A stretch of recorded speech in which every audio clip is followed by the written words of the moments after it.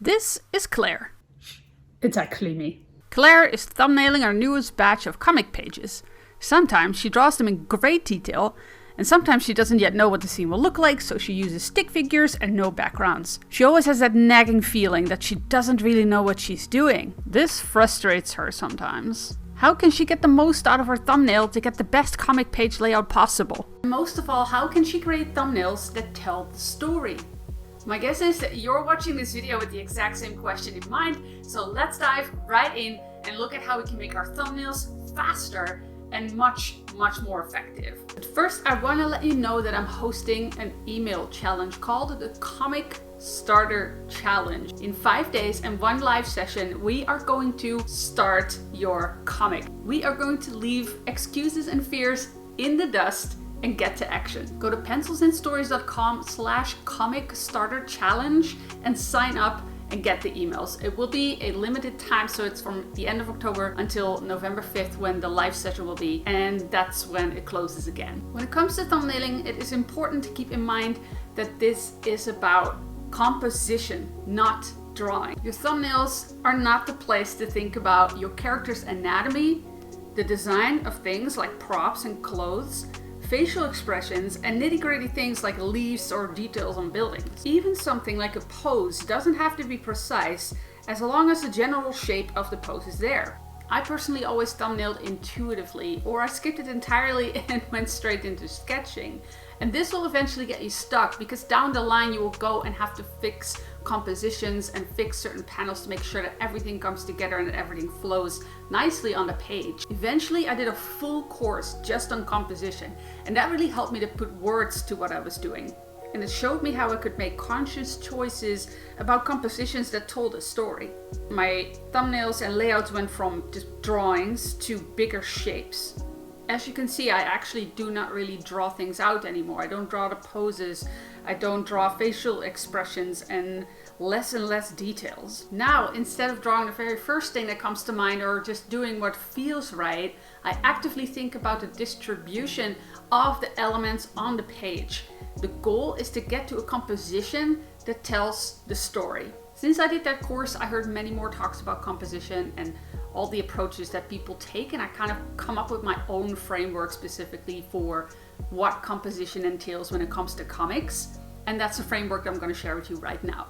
This is my framework, and I'm going to share some visual examples as well. And for the sake of clarity, I'm making these little thumbnails a little bit more detailed than I would usually make them. A comic composition consists of a comic page, and that page has comic panels. And both of these things, the comic page and the panels, have a flow. A way that your reader's eye goes through either the whole page and through the panels individually. And how your page and your panels flow is part of the reader experience for your audience.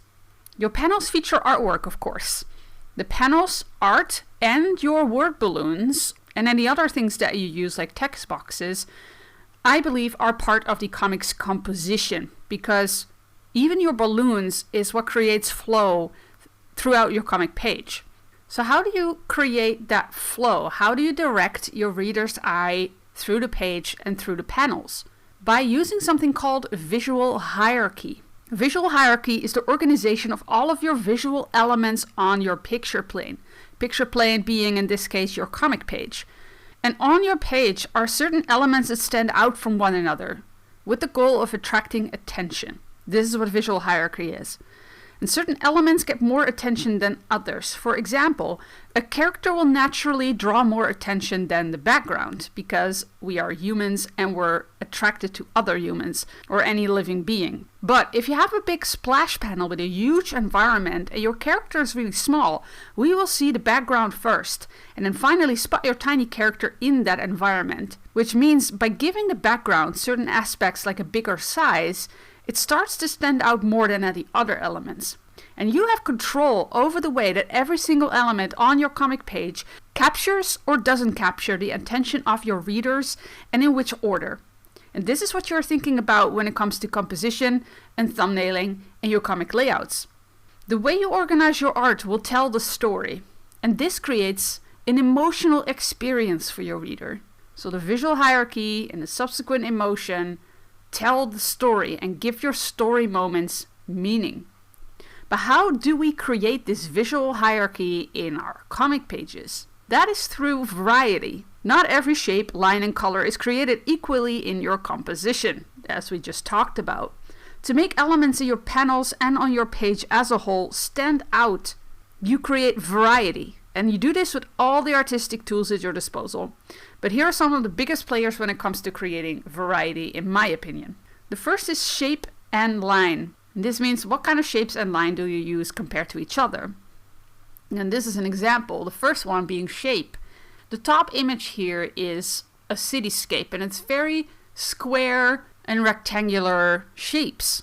But then you have this very organic, more round shape on the top of one of the buildings, and that is a tree. And because it's such a different shape from all the rest, it stands out. It starts to stand out.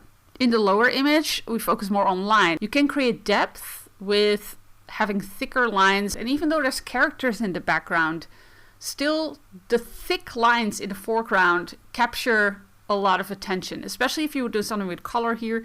You could really make us look at those things first, then we focus more on the characters in the background, especially if you kind of blend them into the background a little with other tools at your disposal. The second is position and rotation. Where in your panels and where on your page are you placing your shapes and lines? And are they all in the same position? Or are some of them standing out by having a different rotation? And this is an example. Notice the position and the direction of the lines of this character. He's smack dab in the middle, which means that always grabs a lot of attention. And another way to create flow is to make all kinds of lines point in certain directions, which is what I did here with like the more rocky kind of environment in the foreground. They're all pointing at him too, so it's like this huge bullseye in your composition. But then also all of the lines around him are diagonal, but the character is straight. He's standing upright, and it makes him stand out in the sense that he looks very rigid and confident compared to all of the shapes around him that are more skewed and unbalanced looking compared to him. And then we come to size, the size of your shapes and your lines compared to each other. The first example is very obvious. One character is bigger than the other, so they will capture the most attention. In the second, it's already a little more subtle. This vase in the foreground is made really important because it's a big shape and it's much bigger than anything else in this composition. And so even though there's a character that draws our attention naturally, the vase, it's very clear that it is the vase that is important in this panel, especially also because the character's looking at it. But even if the character wouldn't be looking at it, the vase would still be very important. We would naturally feel that there's something going on with this vase. And then we come to arrangement. How are you arranging all of your shapes and lines in the image? And here you can think about concepts like grouping shapes together, and in extremer cases, making them become more like texture. You can think about positive and negative space and things like overlap. Because if one shape overlaps another, it becomes more important and it diminishes the other shape that it's overlapping. This is an example. I grouped the rocks in the foreground together and also all of the leaves and stuff from the little bush. And the bush is starting to become like the leaves are starting to become more like texture. But then I have this one rock in the background that I made stand out from the other rocks. So it captures more attention. It's also in a different position that has to do with the position part again. It's also very high in the composition compared to the rest. But it stands out because it's not grouped together with the rest.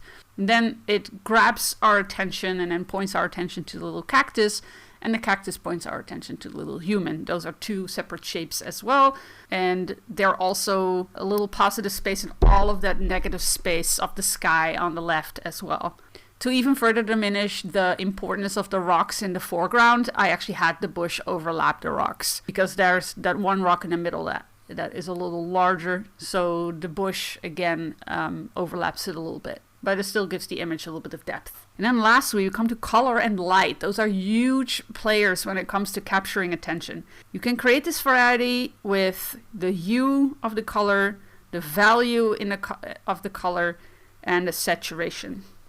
And those are all influenced by light, of course. And here's an example. Could have really made it an obvious example, which is kind of like a bleak scene, and then there's this one character that's like super brightly clothed. They stand out a lot, but I really wanted to show you that the opposite is true as well. I made everybody around this character really colorful. I also made their values a little bit darker than the color of that gray dress that the character in the middle is wearing. And also the colors around her are super saturated compared to her. So I used hue, value, and saturation. You don't have to use all of them in terms of contrast. You can create contrast just with saturation, just with the value, and just with the hue. So these are all the ways that you can create variety in your image, and the variety creates that visual hierarchy. What is capturing our attention first? What is capturing our attention second? And so on and so on.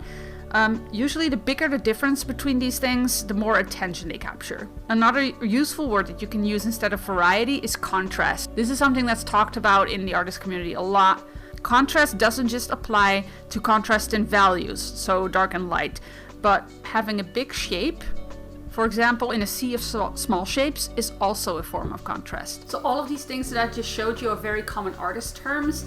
There's many different ways to talk about composition, like I mentioned. If you type in the elements of composition in Google, you get many different kinds of lists. So what I would encourage you to do is experiment with these things and kind of see how you would approach composition and see what works for you. And when you're doing composition, when you're doing thumbnails, it can be helpful to have this list next to you so you can actively think about each panel. What is the best way to tell your story to be able to maximize the emotion that you want your reader to experience when they come to that panel?